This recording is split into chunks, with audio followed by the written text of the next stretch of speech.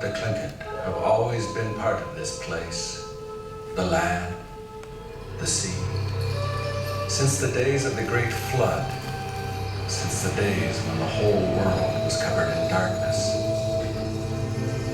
Raven walked among us then, disguised, born as a human child, grandson of Nashakankau, the rich man who kept daylight in a box. It was Raven who stole it, Raven the trickster. He took the box.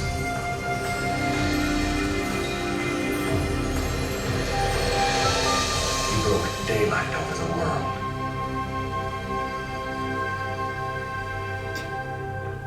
Our ancestors, the ones they call the fishermen of the night, were afraid at first. They wanted to hide. But then they saw their world for the first time, and they loved it, as we love it still. Our world, this place, always, forever.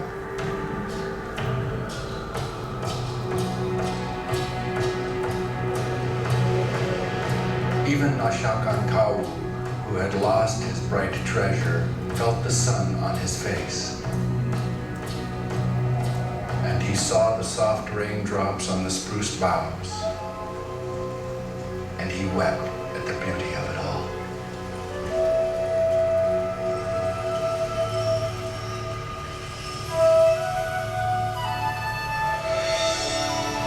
We are the Tlingit. We are part of this land. Always. Forever.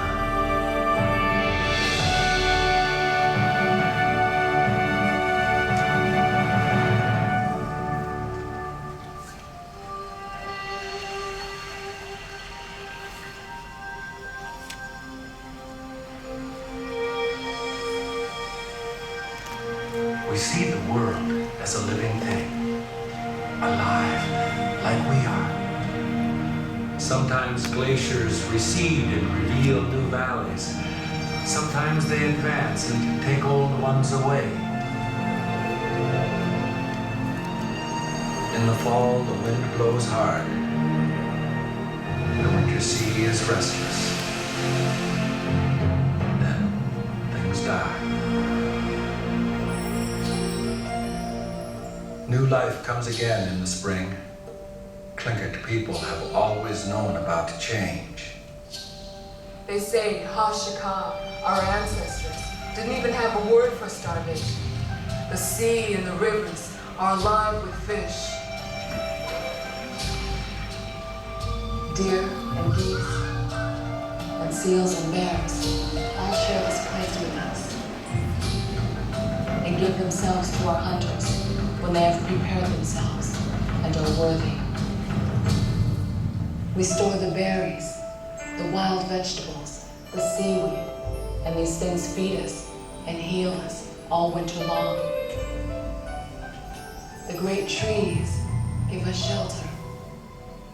The sea and rivers are roads. We can go anywhere.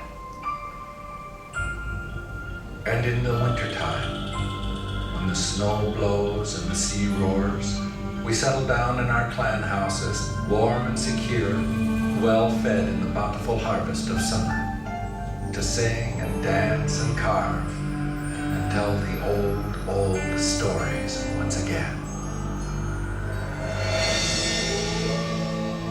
We believe in the spirits in all things, the animals, the trees, the earth itself.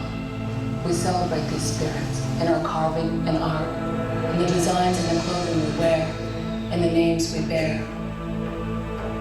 In everything we do, we celebrate our place in this world. Balance is at the heart of our tradition. Every Tlingit person is a member of either a raven moiety or an eagle moiety. Ravens marry eagles, eagles marry ravens. It keeps it balanced. A child belongs to his mother's clan. It is brought up to honor and respect the opposite clan, the clan of his father.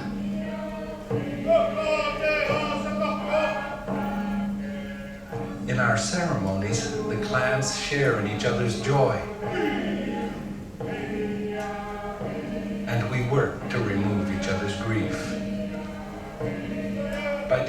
these things, we give support to each other and show our respect, and we strengthen the bonds of our community. It was a good way to live. We had lived like that always, it seemed. We saw no reason not to keep living those old ways forever.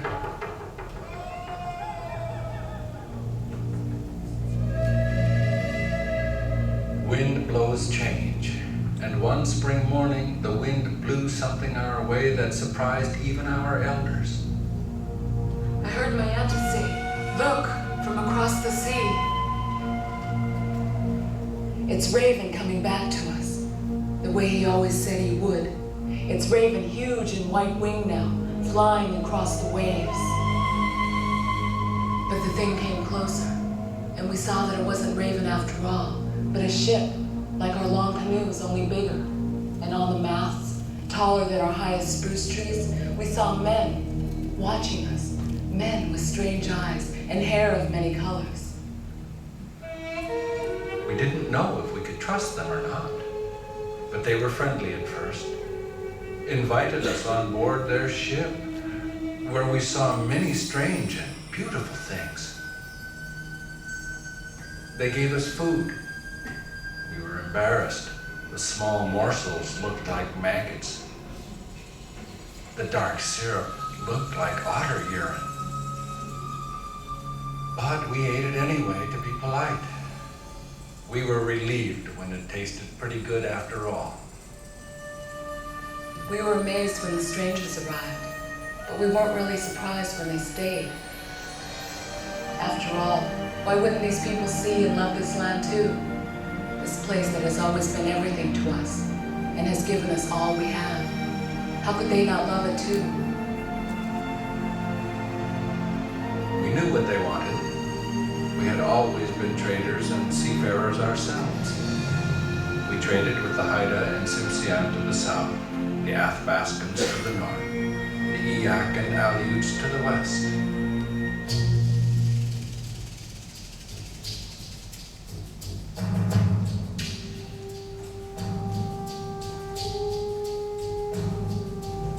The Russians wanted fur, and for this they were willing to exchange iron and weapons, tools and fabric.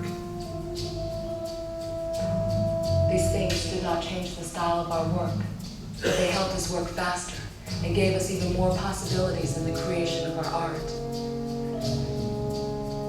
Many of us prospered among the white men. We traded shrewdly, and some clans and villages grew rich. For us, wealth is important, but only if it is distributed by giving gifts and hosting great ceremonial feasts.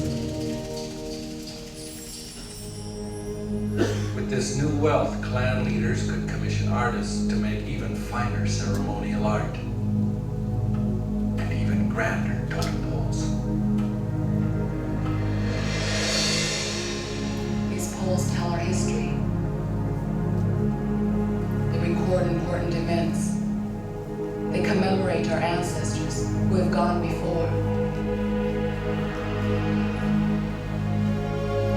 Our art has always been important to our survival. Like everything that we do, it is for our children, our grandchildren, so that they will grow up knowing who they are and who we are. These objects of art, these atours, carry our spirits inside them, like the land. They are part of us too.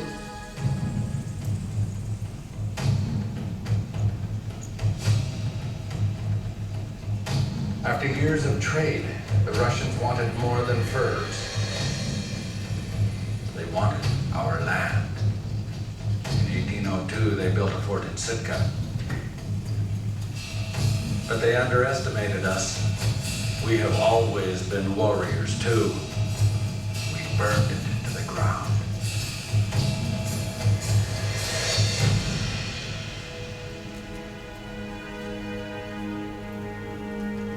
But what their soldiers couldn't do, their diseases could. Smallpox, influenza. We had no defense against these white man's sicknesses. Families, clans, whole villages died. There was a time when it seemed Raven had left us forever, when our old ways seemed unable to survive, we were in danger of becoming the strangers ourselves. They say the Russians wept when they sold Alaska to the Americans. And why shouldn't they? They had been here. They had seen this place. After 100 years, they got back in their tall ships and sailed away. The Tlingit had watched them arrive. We watched them leave, and we remained. Next, it was gold. We knew about gold. We used to make bullets for our guns out of it because it was soft and easy to work. But the Americans were crazy for gold. And if we thought the number of Russian fur hunters seemed endless, they were nothing to the Yankee gold seekers. They walked on our grandfather's land, and they began to claim it as their own. They began to dig deep into the earth as if they were trying to find her very heart. With the Americans, things changed again. Missionaries came, and government authorities, and school teachers. We became a minority in our own land. The missionaries misunderstood our totem poles. They thought we worshipped them, but this is not our way. Still, they convinced many to stop carving. They convinced others to burn their regalia and reject the treasures of their clans. It was a misunderstanding, a tragedy. In the beginning, they didn't allow the speaking of native languages in the schools. They would wash the children's mouths out with soap if they were heard speaking Tlingit.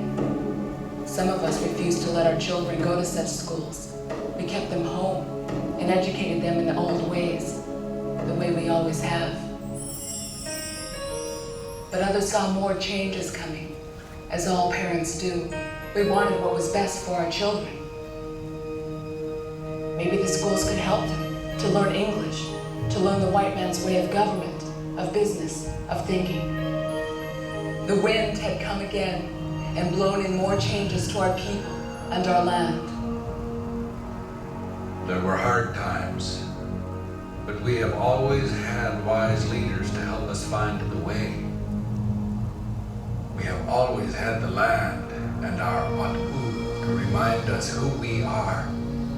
We learned to speak in the houses of government. We learned to speak in the churches and schools. We insisted that they recognize us, respect us, and we would respect them. It was how it was with our ancestors.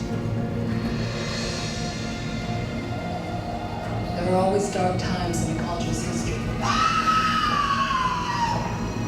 But there are times when people wake up, like Nashok on Kalu, and see the daylight once again.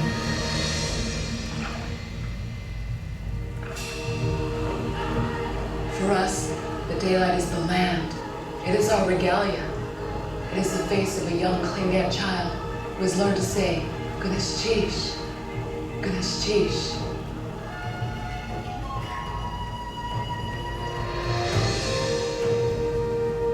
There's an old story we tell about a man who went down under the sea to visit the sea lion people.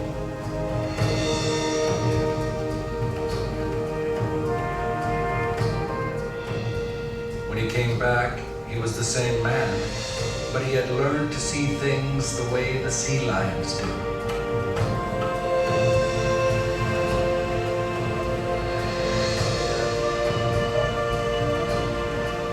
Now he saw the world from two sides, and he was richer for it. Once Raven said to his young brother-in-law Hawk, Iguai Juan, be brave. I am flying right here beside you. My spirit is lifting you up. Iguai Juan. And Hawk flew and flew and flew, and he closed his eyes, and he felt the strength in his own wings, and he felt the sun on his back, and he knew he was going to make it home. And he knew Raven was there, beside him, even if he couldn't see him at that moment.